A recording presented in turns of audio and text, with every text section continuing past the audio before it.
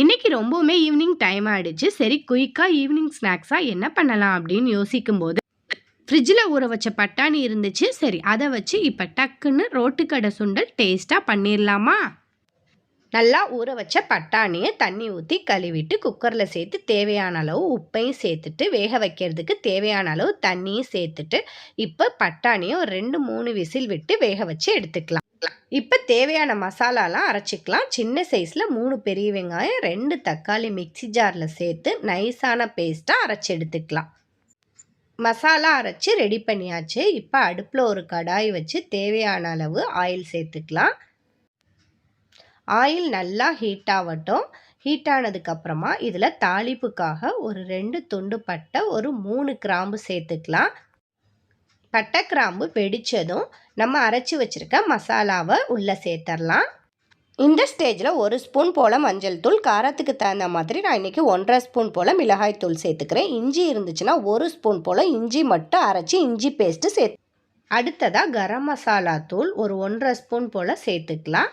தேவையான அளவு மசாலாவுக்கு உப்பு சேர்த்துக்கலாம். இது எல்லாத்தையும் சேர்த்ததுக்கப்புறமா நல்லா மிக்ஸ் பண்ணி விட்டுறலாம்.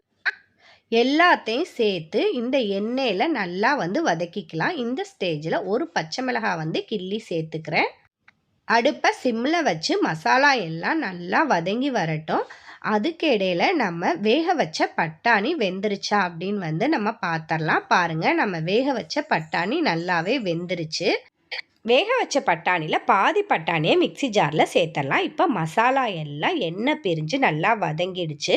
இப்போ மீதி பட்டாணியை நம்ம உள்ளே சேர்த்துடலாம். மிக்சி ஜாரில் சேர்த்து அந்த பட்டாணியை இது மாதிரி பேஸ்ட் மாதிரி அரைச்சி இதில் சேர்த்து நல்லா மிக்ஸ் பண்ணி விட்டுறலாம். பட்டாணி மசாலா நல்லா மிக்ஸ் ஆகி கொதிச்சதுக்கு அப்புறமா கடைசியாக மல்லி இலைகள் தூவி விட்டுறலாம். இப்போ பட்டாணி மேலே தூவி விட நம்ம பெரிய வெங்காயம், கேரட், மாங்காய், மல்லி இலைகள் இது எல்லாத்தையும் துருவி எடுத்துக்கலாம். வாசனையே கம கமன்னு இருக்குது. குயிக்காக டேஸ்ட்டாக ரோட்டுக்கடை பட்டாணி சுண்டல் ரெடி பண்ணியாச்சு. இது மேலே நறுக்கி வச்சுருக்க வெங்காயம், மாங்காய், கேரட் இது எல்லாத்தையும் இது போல் லைட்டாக தூவி விட்டுறலாம். இது மாதிரி நீங்களும் ட்ரை பண்ணி பாருங்கள். மறக்காமல் யாருக்கெல்லாம் பிடிக்கும்னு கமெண்ட்ஸில் சொல்லுங்கள். இந்த வீடியோ பிடிச்சிருந்தால் லைக் பண்ணுங்கள், ஷேர் பண்ணுங்கள், சப்ஸ்கிரைப்